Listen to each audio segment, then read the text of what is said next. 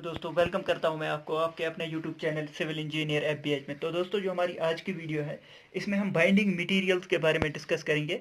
तो binding materials में हमारे पास एक तो बिटुमिन आता है और दूसरा हमारे पास टार आता है। तो बिटुमिन टार के बारे में पढ़ेंगे और बिटुमिन पे जो हम टेस्ट करते हैं तो उसके बारे में भी आज की वीडियो में हम पढ़ेंगे। तो बिटुमिन में पहला ही क्वेश्चन आपसे क्या पूछा जा सकता है, बिटुमिन कैसे बनता है। तो bitumen is a petroleum product, ये एक पेट्रोलियम प्रोडक्ट है। और किस तरीके से बनता है, fractional distillation of crude oil. जब हम क्रूड ऑयल को फ्रैक्शनल डिस्टिलेशन करते हैं, ये पॉइंट याद रखना है कि fractional distillation of the crude oil से हमारे पास जो है बिटुमिन बनता है। तो bituminous materials are widely used in the road construction and maintenance, ये तो आपको पता ही है, बिटुमिन हम ज्यादा यूज करते हैं रोड मेंटेनेंस वगैरह में। तो एस्फाल्ट क्या होता है, कभी कभार बिटुमिन के जगह हम एस्फाल्ट भी यूज करते हैं वर्ड को, लेकिन बिटुमिन में थोड़ी इम्प्योरिटीज अगर होती है तो उसे हम एस्फाल्ट कहते हैं, या फिर कुछ इनर्ट मटेरियल्स इसमें होते हैं तो उसे एस्फाल्ट कहा जाता है। तो ये चीजें आपको याद रखनी है, बिटुमिन और एस्फाल्ट एक ही चीज होती है, लेकिन एस्फाल्ट में थोड़ी इंप्योरिटीज, सम इनर्ट मटेरियल्स होते हैं। तो bitumen is completely soluble in carbon disulphide, ये चीजें आपको याद रखनी है। बिटुमिन जो है कंप्लीटली सॉल्युबल होता है, एक तो कार्बन डाइसल्फाइड में CS2 में और कार्बन टेट्राक्लोराइड में बिटुमिन हमारे पास जो है वो कंप्लीटली सॉल्युबल होता है, मतलब कि इनमें ये घुल जाता है। ये चीज भी आपको याद रखनी है। तो प्रॉपर्टीज ऑफ बिटुमिन की क्या क्या प्रॉपर्टीज होनी चाहिए, गुड बाइंडिंग प्रॉपर्टीज, मतलब कि बाइंड होना चाहिए हमारे एग्रीगेट्स के साथ। Not susceptible to high temperature, high temperature पे ससेप्टेबल होना चाहिए, ससेप्टेबल नहीं होना चाहिए। Adequate affinity and adhesion between the bitumen and aggregates, तो इसकी एफिनिटी होनी चाहिए एग्रीगेट्स के साथ ताकि इसकी बाइंडिंग अच्छी हो। इसके बाद आ जाती है हमारे पास एक टर्म आती है कट बैक बिटुमिन। तो कट बैक बिटुमिन क्या होता है, cut back bitumen is a type of bitumen in which is obtained by reducing the viscosity of bitumen by the volatile diluents. मतलब क्या हुआ हमारे पास, ये तो एक्चुअल में बिटुमिन ही होता है, लेकिन इसमें हम क्या करते हैं, हम वोलेटाइल डाइल्यूटेंट इसमें लगाते हैं, मतलब कि इसमें कुछ केमिकल्स ऐड करते हैं, उसकी वजह से हमारे पास जो है इसकी विस्कोसिटी कम हो जाती है। तो जो वो विस्कोसिटी कम हो जाती है उसी को हम कट बैक बिटुमिन कहते हैं। तो कट बैक बिटुमिन क्या होता है, ये बिटुमिन ही होता है, लेकिन इसमें हम कुछ जो है केमिकल्स ऐड करते हैं जिसकी वजह से इसकी विस्कोसिटी जो है कम करते हैं हम, तो उसी को कटबैक बिटुमिन कहा जाता है। Cutback bitumen is used in colder region, ये पॉइंट आपको अच्छी तरह याद रखना है कि कटबैक बिटुमिन जो होता है ये हम कोल्डर रीजन में यूज करते हैं। कटबैक बिटुमिन कहाँ यूज किया जाता है, कोल्डर रीजन में, क्योंकि कोल्डर रीजन में जो है जम जाता है ये, तो इसीलिए इसकी जो है विस्कोसिटी कम की जाती है ताकि वो जम न जाए जल्दी से। तो different types of the cutback bitumen are rapid curing cutback, medium curing cutback और स्लो क्यूरिंग कटबैक। तो रैपिड क्यूरिंग कटबैक जो है इसमें बिटुमिन के साथ डाइल्यूटेंट हम ऐड करते हैं नेप्था और गैसोलीन। नेप्था और गैसोलीन के साथ अगर हमने जो है बिटुमिन को मिलाया है ताकि उसकी विस्कोसिटी कम हो जाए, उसे हम रैपिड क्यूरिंग कटबैक कहते हैं। तो रैपिड क्यूरिंग में आपको याद रखना है नेप्था एंड गैसोलीन, नेप्था एंड गैसोलीन के साथ अगर हमने मिला के बनाया है तो rapid curing cutback. Medium curing cutback में आपको याद रखना है यहां पर हम कैरोसिन के साथ इसको ऐड करते हैं, तो कैरोसिन के साथ अगर हमने बिटुमिन को मिलाया तो उसे मीडियम क्यूरिंग कटबैक कहते हैं। और स्लो क्यूरिंग कटबैक किसे कहा जाता है, अगर हमारे पास कोई हाई बॉइलिंग पॉइंट डाइल्यूटेंट हमने ऐड किया है तो उसे स्लो क्यूरिंग कटबैक कहते हैं। तो ये चीजें आपको याद रखनी है। रैपिड क्यूरिंग के लिए नेप्था एंड गैसोलीन के साथ मिलाते हैं, मीडियम क्यूरिंग के लिए हम बिटुमिन को कैरोसिन के साथ मिलाते हैं, और स्लो क्यूरिंग कटबैक में जो है हाई बॉइलिंग पॉइंट डाइल्यूटेंट के साथ ऐड करते हैं, तो उसे हम डिफरेंट टाइप्स ऑफ कटबैक्स कहते हैं, rapid cutback, medium cutback and slow curing cutback. तो ये चीजें आपको समझ में आ गई, आई होप समझ में आ रही होंगी आपको। तो बिटुमिन इमल्शन क्या होता है, बिटुमिन को अगर हम किसी एक्वस मीडियम में ऐड करते हैं तो उसे हम बिटुमिन इमल्शन कहते हैं। तो बिटुमिन इमल्शन में क्या होता है, 50 to 60, तो बिटुमिन इमल्शन जो होता है इसमें क्या होता है, 50 to 60% हमारे पास बिटुमिन होता है, 0.5% जो है इमल्सिफायर होता है जिससे जो इमल्शन बनने में हमें हेल्प करता है, और बाकी जो है वाटर होता है, मतलब कि जो हमारे पास 40% तक जो है वाटर होता है इसमें। तो बिटुमिन इमल्शन में है, जो इमल्शन हम वाटर में ऐड करके बनाते हैं उसे हम बिटुमिन इमल्शन कहते हैं। ये हम किसके लिए यूज करते हैं ये पूछा जा सकता है आपसे।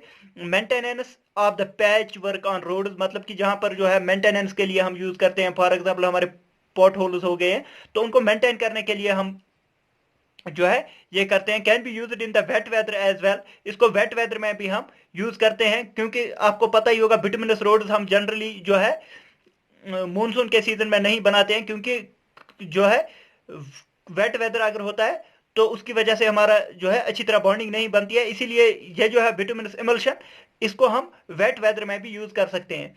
Soil stabilization in desert areas, अगर हमें डेजर्ट एरियाज में सॉइल स्टेबलाइजेशन करनी है तो हम बिटुमिन इमल्शन को यूज कर सकते हैं। तो इसमें भी 3 टाइप्स के होते हैं। Rapid setting used for surface painting, जो रैपिड सेटिंग इमल्शन होते हैं सरफेस पेंटिंग के लिए हम यूज कर सकते हैं। मीडियम सेटिंग इमल्शन जो होते हैं pre mixing with the coarse aggregate, इसको हम कोर्स एग्रीगेट के साथ प्री मिक्स कर सकते हैं, मतलब कि पहले ही मिक्स कर सकते हैं जो हमारे पास एग्रीगेट होते हैं उनके साथ। तो स्लो सेटिंग हमारे पास होती है for fine aggregate mixing. Fine aggregate mixing के लिए हम स्लो सेटिंग बिटुमिन एमल्शन को यूज करते हैं। इसी के साथ एक और छोटा सा पॉइंट है, बिटुमिनस प्राइमर्स किसे कहते हैं। Bituminous primers are used for the stabilization of water bound macadam base course. तो बिटुमिनस प्राइमर्स क्या होते हैं, ये हम कहां पर यूज करते हैं, स्टेबलाइजेशन में करते हैं यूज।